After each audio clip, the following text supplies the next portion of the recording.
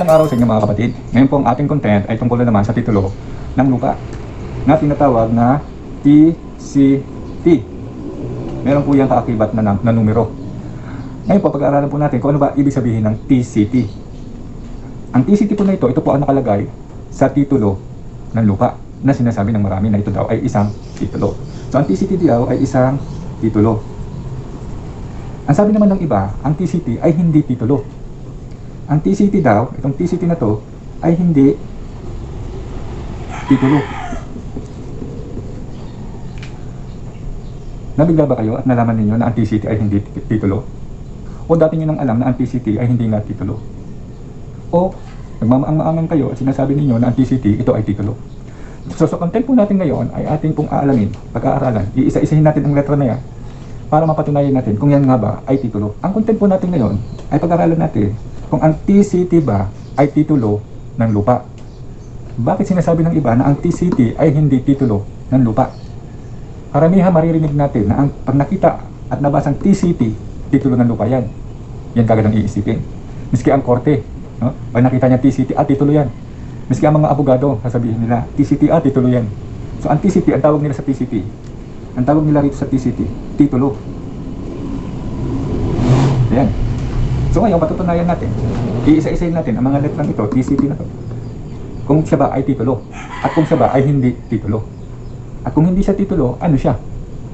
Siya ba ay isang sertipiko? Ayan po ang ating alamin. Sige po. Ang letter T na yan, ay iisa-isahin natin. Ito, letter T. C, ayan ang C. Yung T, ito ang T. TCT, ito po ang nakalagay sa sinasabi nilang titulo ng lupa. Titulo ng lupa. Ayan. So ano ba ibig sabihin ng letter T? Ibig kong sabihin ng letter T sa TCT ay transfer. Dahil po, pagka sinabing TCT, ito ay nanggaling sa original certificate of title. At yung original certificate of title ay may pinanggalingan din na tinatawag na titulo. Topic natin ay para alamin na kung ang TCT ba ay titulo ng lupa. Ibig sabihin ng T ay transfer. Ibig sabihin, ito ay inilipat sa bagong may-ari ng property.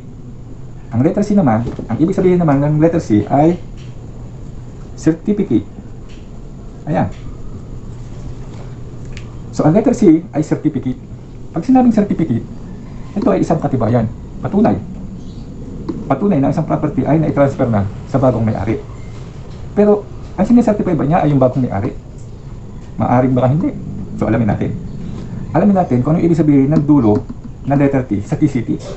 So itong T na to, ibig sabihin niyan ay title. Ang galing natin. Title. Okay. Dahil may salitang title, sinasabi na nila kaagad ang certificate nito ay titulo ng lupa.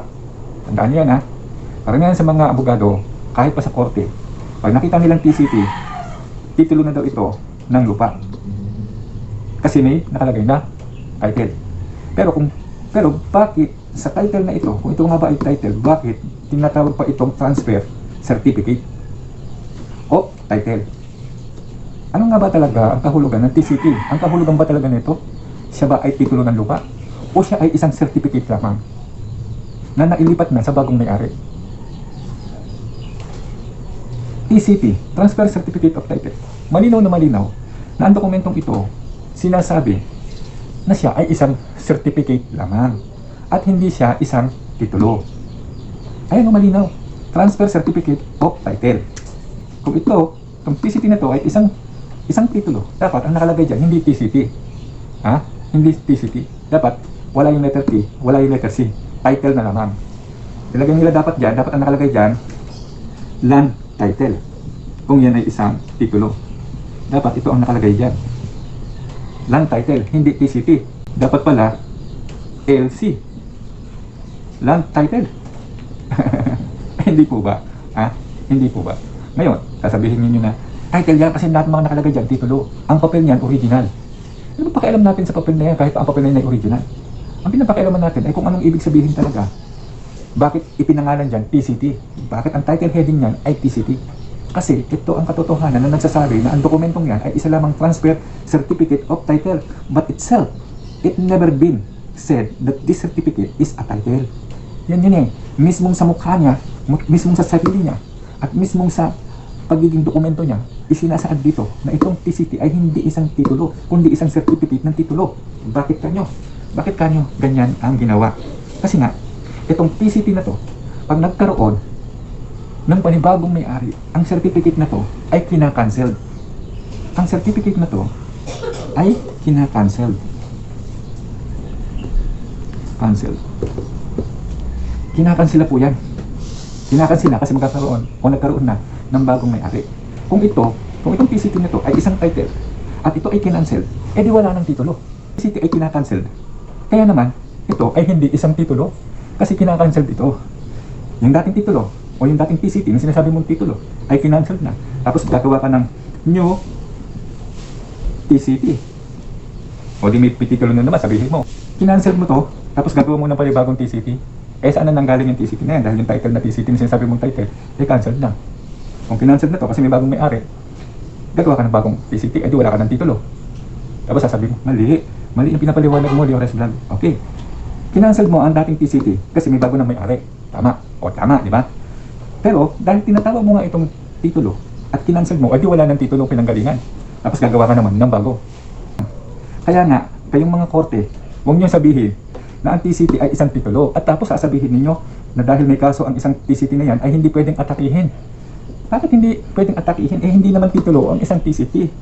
Ang isang TCT ay isang certificate lamang na pwedeng atakihin. Kasi nga, nakakancel dyan. At pwede mong i-deklara bilang hukom, bilang korte, pwede mong i-deklara na ang certificate na ito ay maging null and void. Null and void. Ayan.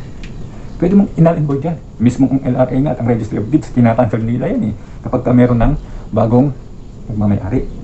So, ibig sabihin, dahil nakakancel dito, hindi siya isang titulo. Kaya nga, ang reason, kasi nakakaroon ng bagong nagkakaroon ng bagong may-ari. Kaya dapat i-cancel na yung dati kasi meron ng bagong may-ari. So, ang reason, kaya ito ay ginawang certificate at ito ay hindi isang title kasi nga, ika-cancel dito. Ika-cancel. Kasi pag sinabi mong title, hindi yan nakakancel. Hindi nakakancel ang isang titulo. Dahil ang isang titulo ay deklarasyon ng korte na mayroong may-ari. At ito ay isang decree na sinasabi na titulo ng isang property.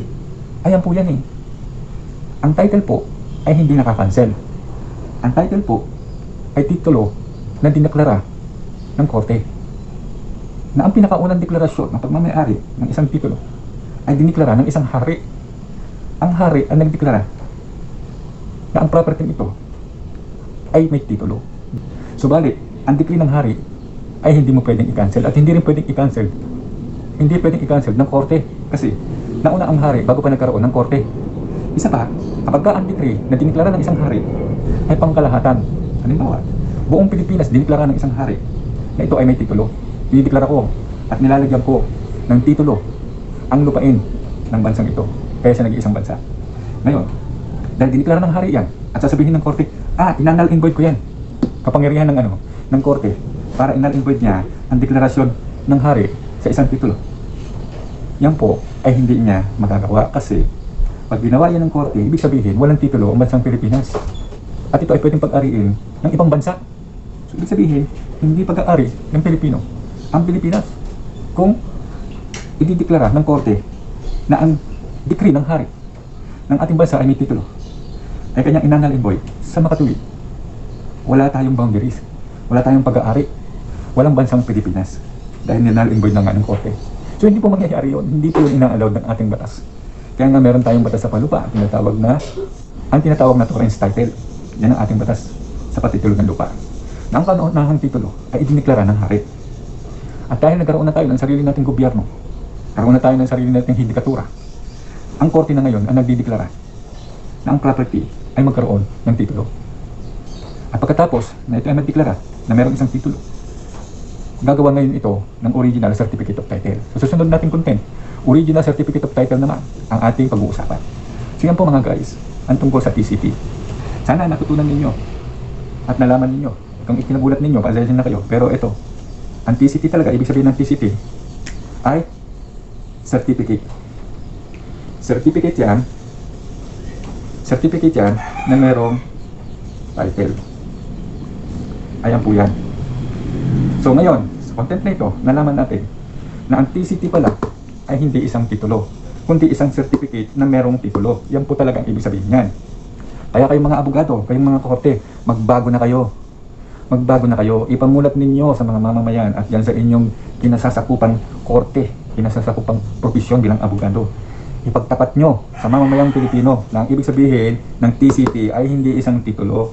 Ito ay isang certificate na merong titulo. At sa susunod na content natin na pag-uusapan natin ang titulo talaga ng isang property. Isang titulo na hindi mo pwedeng atakihin kahit padalhin mo sa korte at hindi mo pwedeng i-cancel. Pwera na lang kung ang title na yan ay may mas na una pang titulo kaysa sa bagong titulo. Ayon sa ating batas, magpiprevail, mangingibabaw ang naunang titulo kaysa sa bagong titulo. Doon nananalimboy ang titulo na pumatong lamang sa original na titulo. Yan po ang pag-uusapan natin sa susunod nating video. Maraming po salamat sa inyong panonood at pakikinig. Ito po si Leo Reyes Vlog, nagsasabi. Sa muli, mga kapatid.